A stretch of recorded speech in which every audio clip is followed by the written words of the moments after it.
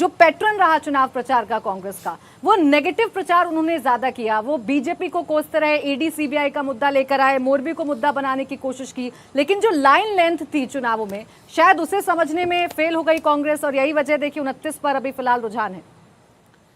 देखिए, मुझे पूरे चुनाव के दौरान कांग्रेस बहुत डिसोरिएंटेड लगी।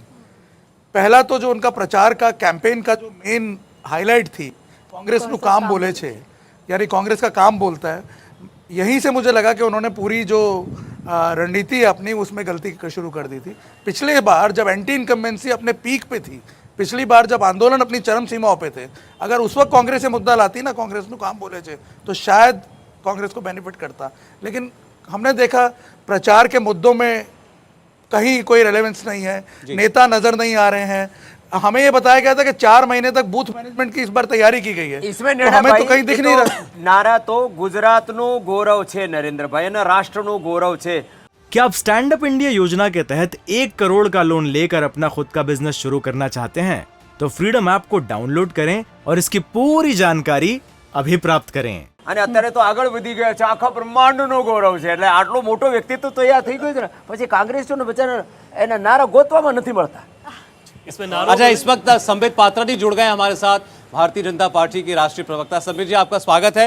गुजरात में तो आपकी परिस्थिति बहुत ही अच्छी दिखाई दे रही है, 141 के ऊपर।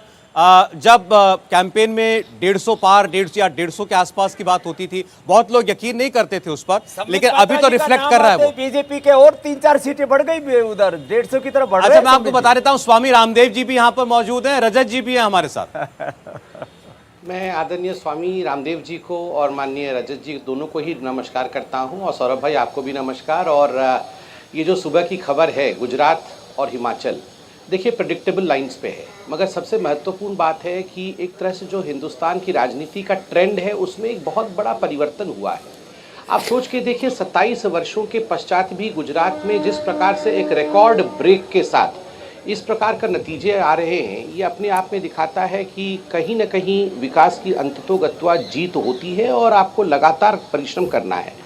हिमाचल प्रदेश में भी जहाँ का रिवाज रहता था कि हर 5 वर्षों में सरकारें बदलती थी, और आज एक टक्कर के साथ भारतीय जनता पार्टी और कांग्रेस फिलहाल चल रही है, मगर मुझे लगता है कि इसमें कोई दो मत नहीं है कि आने वाले कुछ घंटों के अंदर भारतीय जनता पार्टी जीत की ओर आगे बढ़ेगी। जब ये रुझान जो हैं नतीजों में परिवर्तित होंगे, बैलेट पेपर्स की ओर बढ़ेंगे, अर्थात ईवीएम की ओर बढ़ेंगे। अभी तो कई जगह पे अभी ये कंसोलिडेट नहीं हुए हैं। मुझे लगता है भारतीय जनता पार्टी की जीत होगी। ये पॉलिटिकल ट्रेंड्स का बदलाव है, ये अपने आप में एक भविष्य काल की राजनीति को मैं कहूँगा कि डिफाइन करता है, रीडिफाइन करता है कि पॉलिटिक्स किस प्रकार की होनी चाहिए।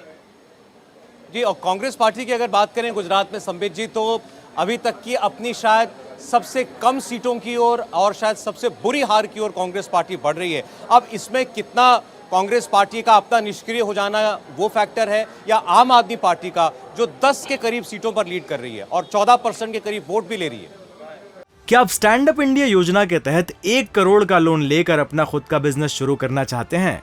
तो फ्रीडम ऐप को डाउनलोड करें और इसकी पूरी जानकारी अभी प्राप्त करें। देखिए, जहाँ तक कांग्रेस पार्टी का सवाल है, मैं तो आपको पूछना चाहूँगा कि आप बताइए, गुजरात में राहुल गांधी कितनी कैंपेनिंग करने गए थे?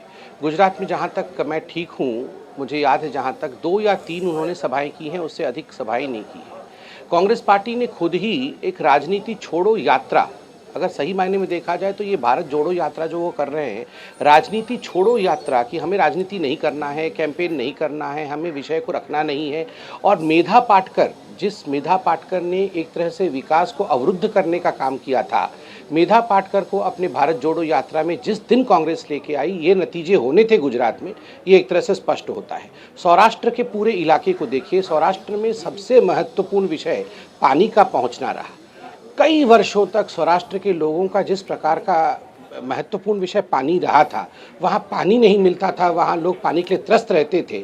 नर्मदा बांध के पूरे योजना में नरेंद्र भाई मोदी जी को बतौर मुख्यमंत्री भी धरने पे बैठना पड़ा था। इंडिया टीवी हर वक्त हर जगह डाउनलोड करने के लिए सर्च करें India TV news Google play store या ऐप स्टोर पर।